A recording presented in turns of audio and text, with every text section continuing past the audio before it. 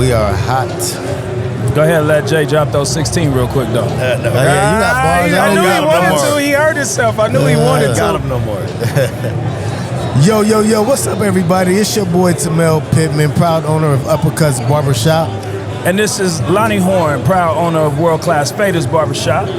And this is the For the Culture podcast here at the LV Trade Show. Guys, we have the unique pleasure to talk to the man of the hour, one half of this big unit that's putting on this awesome event, Mr. Jay Major. Hit that. Come on. What up? Thank you, everybody. Love the sound effects. Hey, man, I'm having a ball here today, man. Biggity ball. It's a beautiful event, man. Man, listen. And we got some things to talk about, but I just want to tell you what I seen in you. I know that there's so much going on into putting this event together. We've been on text messages, man, where I'm hitting you and you in one city, then you're in another city, then you're in one meeting, then you're with a film crew. Dude, this is an amazing level of event to move the way that you're moving it. And I watched you this morning, and you walked through here calm as shit. Inside, internally, I wasn't calm. Hey, well, you're doing good on the X. I'm proud of you, man. Appreciate it, man. Real talk. So, our partners, Barberview TV, put us together here today, man. And I think they're doing an amazing job with the visuals here, man. How are you feeling about connecting with Barberview TV for the second time? Second time. Nice. First time, they put out a fire. It was an emergency. We had a AV technician call out with our actual cameras. Whoa. And as you know, they've been using COVID-19 as an excuse for not being able to find employees since 2019. But in all fairness, and I could honestly say this, probably one of the best things that happened to Connecticut Barber Expo and LV Barber Expo in the past 12 years is Barberview TV. Let's go, man. Straight, and I'm not getting paid to say this. I don't know, is Mario like a real Christian, or is he like a pastor's son? He's just an angel of a man. Real talk. Like, all jokes aside. like just solid as they come, man. And I didn't know him at first, and being where I'm at in my career, a lot of people try getting close to me, and sometimes it aren't the sincerest ways, but he's just a solid dude, and he has a lot to offer. And I know I do as well, and that's when partnerships really work. Amen. There you go. Right? There you go. Amen. And one thing about Mario, he's not after you for your name. No, not at all. Yeah, Mario He's could give trying to help me. he could give He gives two shits about who your name is. What he is about the quality of how you move, Yes. what you stand for, your integrity. And Yes. obviously, man, to us, you're one of the people with the most integrity in this industry, man. So Definitely, appreciate it. that's the reason he pretty much moved towards you. I know that for sure. We're in an industry that's been getting hustled for years, right? The bootleg DVD guy, the guy that stole a car stereo. Where'd they come? To the barbershop. barbershop. You know they come there. So, we've always been skeptical on our business dealings, right? Because sometimes the DVD didn't play, Right. or the CD was skipped, or you buy one CD and you get the other one. And I really try my hardest to put people in a position to make themselves win. I can't make you win. Yeah. I can give you the booth, I can give you the backdrop, but I can't make you win. Right. And when people get mad at me for not winning, they need to look in the mirror, because it's all on you. I really want to talk to you about your team, because I know you are the face, man. You and Jackie, you guys are the face. But to do something like this, man, you got to have an amazing team. And the last time we interviewed you, you spoke about that. Yeah. Is there any people specific that you would like to give a shout out, or to expose them to people that don't know who's behind the scenes that's really helping you put this show on? So many, but right here, not to pull his card, this young man right here, Justin, I've been working with him since he was 16 years old. Go ahead. That's dope, man. Wow. And he's self-taught. He went to school for some graphic design stuff, like architectural stuff, and I would call him during class, like, get the fuck out of college. Like, get out of school. He's just, we were learning together, right? Like, let's try doing this sound effect. Let's try adding this. Because I'm by means no videographer, but he knows I have vision. And he's been there with me like every day, every single moment. Like, you know, it's almost bringing tears to my eyes because to watch this young man grow, and he's doing big things now. Dope. As well. And anytime I get a corporate event where I know there's going to be a bag, I try giving it to him. Let's go. Nice. You know what I'm saying? And, you know, and he's been flowing all over the world just for people I introduced him to. So, you know, he's helped elevate me in so many different ways. And I'm trying to help elevate him as well. You know, it just, if the people around you ain't growing and you're the only one growing. Yeah. I've been picking that up from you. I've been picking up. I love getting to know more about the real man. You know, not the brand J Majors, the man J Majors. Yeah. You seem like a real family-oriented leader type. And where were we at? Where were we at last? We were at Alameda. Alameda, Pleasanton. Man, I love seeing you with your sons out there, man. To see your boys here. I mean, they were here doing setup. Yeah, you know what I'm saying? T-shirts and VIP bags, like yeah. That's fly, man. So I get that family-oriented feel, man. I'm looking at how you even moving with Barberview right now. I feel like I'm watching you build that family connection with these guys as well, man. Definitely. What role did they play in this event today? Just for the people that are not here. Number one, the Union Wi-Fi was, I can't even tell you how much money. I mean, $7,000, $8,000 to set up Wi-Fi. Damn. So they found an alternative company. With my influence, they want me to do some type of drops for them and, you know, speak about how their portable Wi-Fi stations work for our event. So that alleviated me from dealing with the union. Okay. Brought in our own Wi-Fi.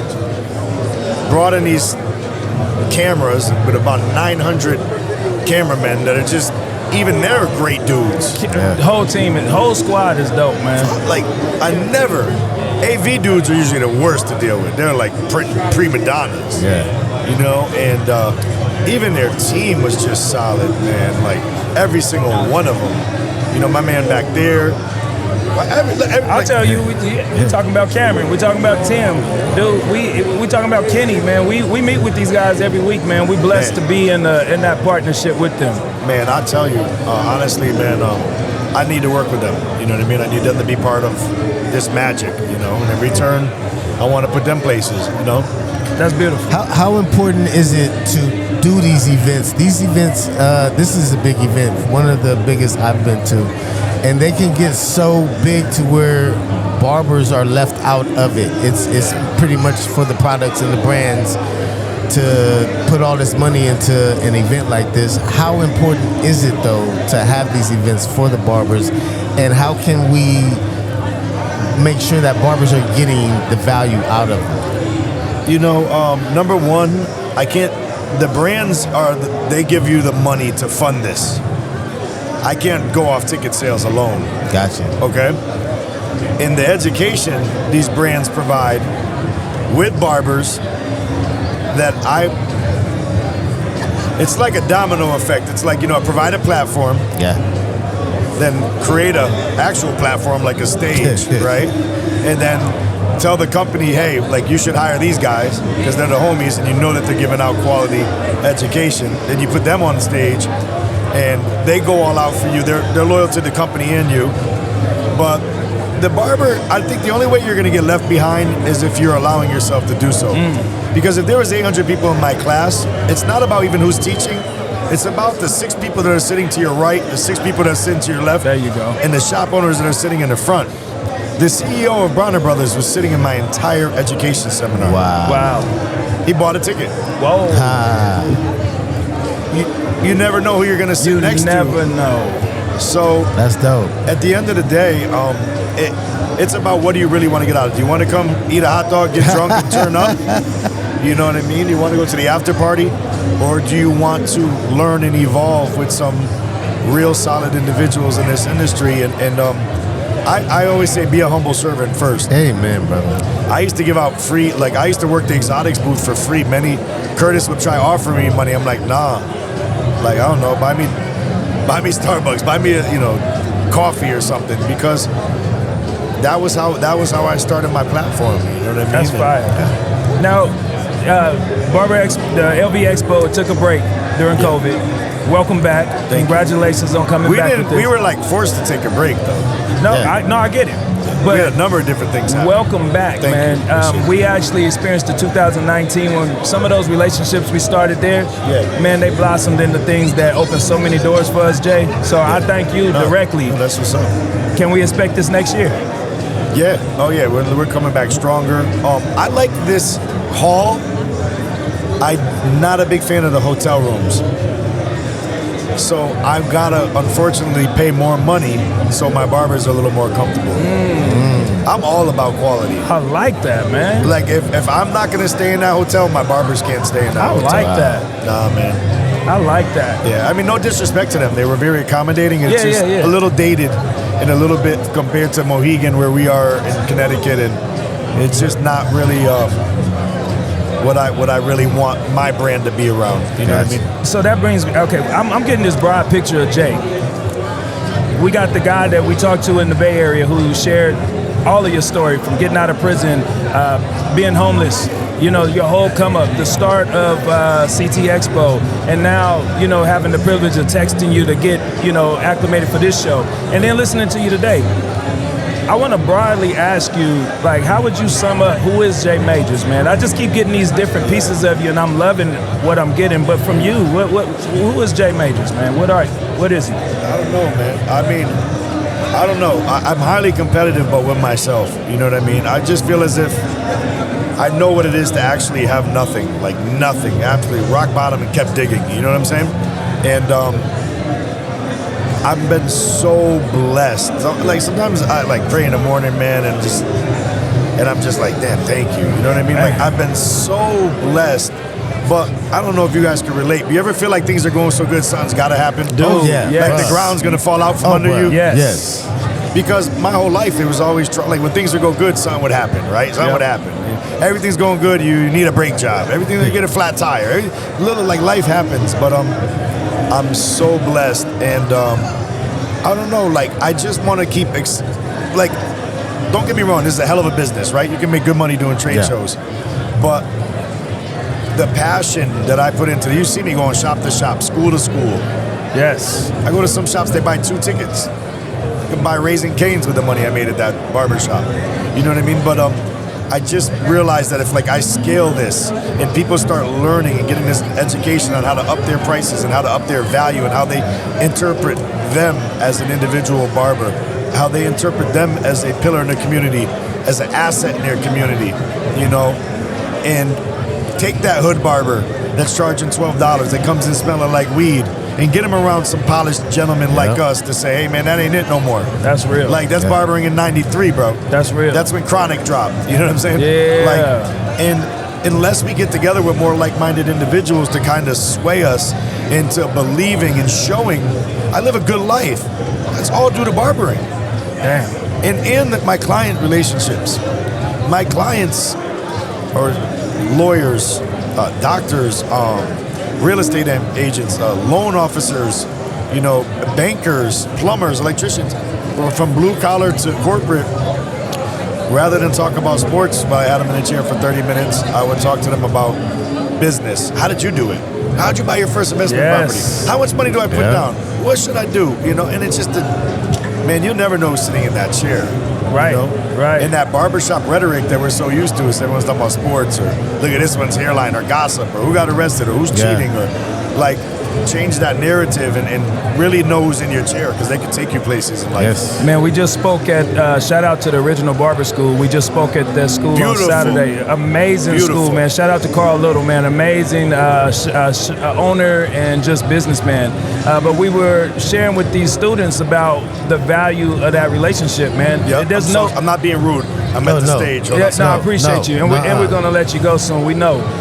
But just literally sharing with them that, hey, you guys, before you get out of this school, we need to make sure that your perspective is right. You got to understand the money you're going to get from them, it can never compete with the resources that you'll get through the building the relationship with them. So I'm glad to hear you say that, man. Again, I'm every time we encounter you, man, I'm feeling like I'm getting to know more of who you are as the person. I know I go off on a tangent because I got ADD, but it's all good. There's so much thought. I do so much, from consulting to real estate to owning a school to owning suites to owning barbershops to mentoring people to, you know, with Squire, Babyless.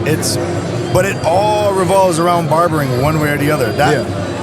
You could use that chair to be a vessel. Yes, sir. Yes. In so many ways.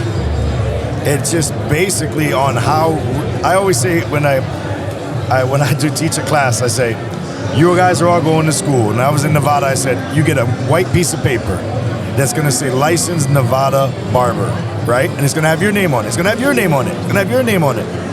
It's up to you on where you choose to hang it. Man, right. So do you want to be a Walmart rollback barber, or do you want to be a Saks Fifth Avenue barber? Everyone got the same paper. Yeah. You get what I'm saying? Yeah, so, and don't get me wrong, I started below a Walmart barber. But I wanted better. You know what I'm saying? Like, if I was lucky, I'd be a Walmart barber. You know, it was like save a dollar store barber. You know, so you know this industry will allow you to grow as much as you allow yourself to grow, and it's just that simple. That's game, man. It's that simple. Before we close out, because we know you're busy, I have a question that probably you can help me answer because you throw big events like this.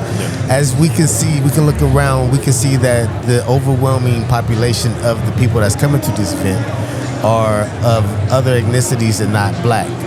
How could we get more black people to be a part of these type of black barbers, female and male, to be a part of these type of events? I don't know the answer, and you might not either. I'm just trying to figure out how we bridge that gap. So I don't know, like the Afro-Latino, like Dominicans and Puerto Ricans, especially Dominicans, dominated the barber market in the East Coast because there's Dominicans that are darker than you. Yeah. And then there's Dominicans that are lighter than me. So they're in the Dominican Republic. They did a blonde hair with blue eyes. They did a guy with waves. They did a dude with dreads. Their game is crazy. They're diverse. Wow. Their shears, you get what I'm saying? Yeah. I mean, I started in an all-black barbershop, and a lot of dudes didn't even know how to hold the shears right. Back then, they had the long curved shears for afros. That's true. And it's changing now, thank God. I don't know, man, because like at the end of the day, my website's www, which is World Wide Web. It's open to everybody, black, white. I don't do a black background check. Yeah, you know what I'm saying? Like I love that. Like I mean, I believe in diversity. What I think is the Latinos are very competitive. Yes. They're a little more like they're very. Some of it is machismo, like some of it is like, you know, testosterone. Like, oh, I'm better than this barber. I'm better, and it's the gift and the curse sometimes. So they're very competitive people, and they're very passionate about hair. I have been to African American shops where I'm from, and I've had dudes say, "Bro," and I grew up with them. I've been cutting hair for 20 years. I've been cutting ninjas hair every day. You think I'm gonna watch ninjas cut hair on a Sunday on my day off? Yeah. That's what they've told me. I believe that. We hear that too. That's what we they hear do. that too. I look around hanging with a bunch of dudes on them. So that's what I've heard. And I've heard white boy rockabillys tell me the same thing. Oh, you guys got your painted on beards. You know what I'm saying? So I've heard it all. You know, the thing is, when you stop, I hate putting everything into a race card, right? Yeah. I hate putting things into like a racial thing because the best way to get more black folks to come to these events that are predominantly Latino, it seems as if is, I don't know, spread awareness, show up. You don't know what you don't know. You know what I'm saying? Bro, that's so true. Yeah, I mean, I have diehard supporters in all ethnic backgrounds, don't get me wrong. Oh, I know that. Sure. Yeah, we see it. We see it. I feel as if, I mean, be honest with you, Bronner's taking a hit. Bronner doesn't have the attendance they used to have. No. They used to do 70,000 people. I was hearing about that, yeah. We caught on to Bronner late. I think we went maybe 4 years ago for the first time. It was nice there. And I'm not throwing shade. No, like it's those the reality. They're such a successful black family of pastors, mega churches, product lines. I mean, they're my mentors. James Bronner, Bernard, these are people that, Upscale Magazine, these are people that taught me so much game. I don't know. You know, I know there's so much division nowadays in the world, and it's sad. It is. You know what I'm saying? Yeah. It's sad. I definitely noticed that you don't see no colors. I see you. I can't touch everybody, man. I can't, man. I just think it's beautiful, man. Your energy when you walk through here, man. It's like a cloud behind you that you just leave this energy everywhere you go, man. I see people circle around you. I just commend you and just. I don't know, man. I just want to see you keep doing what you're doing, man. It's a beautiful thing to have somebody like you out here being an inspiration, man. Yes, sir. And thank you for your time. Shout out to Barberview, man. Shout out to you guys, to United Barbers Club. But shout out to Barberview from the bottom of my heart. Thank you, fellas, for helping save the day. And one day, in the near future, I'm gonna pay you back in many ways. You know what I mean? Barberview, we won't part of that. Whatever way. You part of the package, man. Hey, we proud to be with the Barberview family, man. Proud to be here with you today, man. Appreciate Much success, and we're looking forward to more of this with you, man. So let's Thank go you, man. and let's wrap this up on a big note tonight, man. The show Let's go. ain't over. Yeah, we got some time. Yeah. We got up on that stage. Yeah.